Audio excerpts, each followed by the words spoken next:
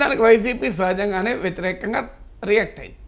Right sir. Prashant Kishor ఈ కామెంట్స్ని TDP and Janasena social media విపరీతంగా వైరల్ చేస్తోంది సార్. జనసేన నాయకులు, టీడీపీ నాయకులు కూడా ఇదే విషయాన్ని ప్రస్తావిస్తూ ఉన్నారు. ఖచ్చితంగా జరగబోయేది ముందే ప్రశాంత్ కిషోర్ చెప్పారు అంటూ ప్రశాంత్ కిషోర్ని ఇప్పుడు పొగడ్తలతో ముంచేస్తున్నారు సార్. మరి ఇదే ప్రశాంత్ కిషోర్ని 2019 ఎన్నికల్లో కోడికత్తి కేసు ఉదాహరణకు ప్రశాంత్ కిషోర్ సూచనతో అలా డ్రామా ఆడించారు, కోడికత్తి డ్రామా ఆడించారు పొలిటికల్గా లబ్ధి పొందేందుకు అని చెప్పేసి.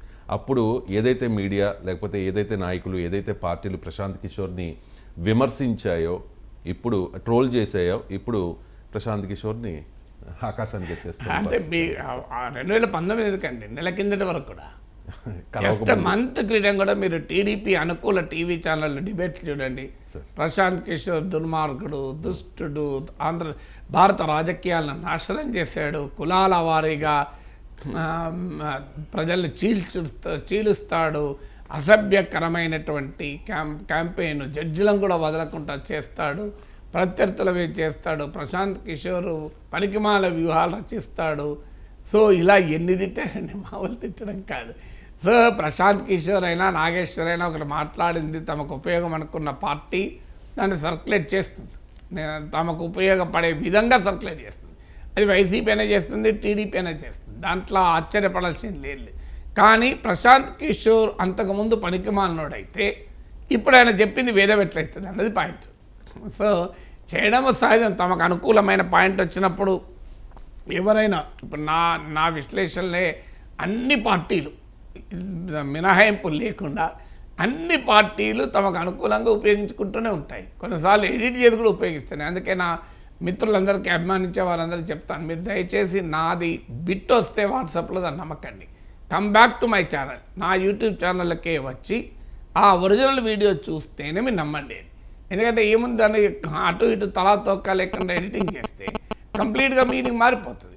అందువల్ల ప్రశాంత్ కిషోర్ ఇంత పెద్ద స్టేట్మెంట్, అంటే జగన్మోహన్ రెడ్డి భారీగా ఓడిపోబోతున్నాడు అన్న స్టేట్మెంట్ ఇచ్చాక టీడీపీ జనసేన ఎందుకు ఆనందపడవు? సహజంగానే దాన్ని వైరల్ చేస్తాయి. కానీ ఎన్నికల్ని గెలిపించేది ప్రశాంత్ కిషోర్ కాదు, ఎన్నికల్లో గెలిపించేది ప్రజలు కదా.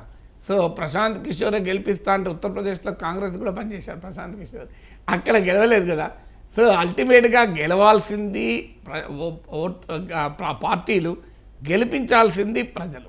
అందువల్ల ప్రశాంత్ కిషోర్ స్టేట్మెంటు పొలిటికల్గా ఇంపాక్ట్ చేసే విధంగా ఉన్నదన్నది ఫ్యాక్ట్ తప్ప ప్రశాంత్ కిషోర్ విశ్లేషణే అన్ని సందర్భాల్లో రైట్ కావాలనేమీ లేదు, రైట్ కాకూడదనేమీ లేదు. అందువల్ల ప్రశాంత్ కిషోర్ స్పెక్యులేషన్ పై నేను కామెంట్ చేయను. ఏది జగన్మోహన్ రెడ్డి భారీగా ఓడిపోడాలి, ఆయన విశ్లేషణ ఎస్ డౌన్ ద హిల్ ఆయన జగన్మోహన్ రెడ్డి బలం తగ్గుతోంది, డెఫినెట్గా తగ్గుతుంది. అందులో అనుమానం. లాస్ట్ టైం 151 సీట్లతో పోలిస్తే గ్యారెంటీగా తగ్గుతుంది. ఎంత తగ్గుతుంది? That is a matter of speculation. So ఆయన రేషనల్ పథకాలే గెలిపిస్తాయా? పథకాలు మాత్రమే గెలిపించవు, డౌట్ లేదు. కానీ పథకాలు కూడా ఒక కీలకమైన సోర్స్ కదా, ఎన్నికల్లో గెలవటానికి ఒక బలమైనటువంటి ఆయుధం. సో అందువల్ల అల్టిమేట్గా ప్రశాంత్ కిషోర్ పూర్తి వీడియోలో ఏమన్నాడో చూస్తే ఇంకా మనం మరింతగా లోతుగా విశ్లేషించవచ్చు. ఇప్పుడు నేను చేసిన విశ్లేషణ ప్రశాంత్ కిషోర్ ట్విట్టర్లో ఇండియన్ ఎక్స్ప్రెస్ ప్రస్తుతం ఎక్స్లో ట్వీట్ ప్లేస్ చేసినటువంటి ఒక 36 సెకండ్స్ బయట ఒకటి ఉంది. ది న్యూ ఇండియన్ ఎక్స్ప్రెస్లో ఇవాళ ఫ్రంట్ పేజ్లో పతాక శీర్షిక వార్త ఉంది, ప్రశాంత్ కిషోర్ మాట్లాడింది. అది మరి ఫుల్ ట్రాన్స్క్రిప్టా కాదా తెలియదు, ఎందుకంటే ప్రశాంత్ కిషోర్ ఒక్క ఏపీ పైన మాట్లాడలేదు, pre election scenario in India అని మాట్లాడి భారతదేశం మొత్తంలో ఎన్నికలు. ఎందుకంటే నేను దానికి ఆహ్వానితుని కాదు, అందువల్ల అది నాకు కరెక్ట్గా తెలియదు. నేను ఆ ఫుల్ ట్రాన్స్క్రిప్ట్ గురించి న్యూ ఇండియన్ ఎక్స్ప్రెస్ని అడిగాను, వాళ్ళు ఇవ్వలేదు. వీడియో కూడా అడిగాను, అది ఇంకా ఎడిట్ కావాలి అన్నారు. అందువల్ల పూర్తి వీడియో వచ్చాక we can analyse much better Prashant Kishor ఏమన్నాడు అని. Right sir. YSR Congress Party Chittoor MLA Srinivas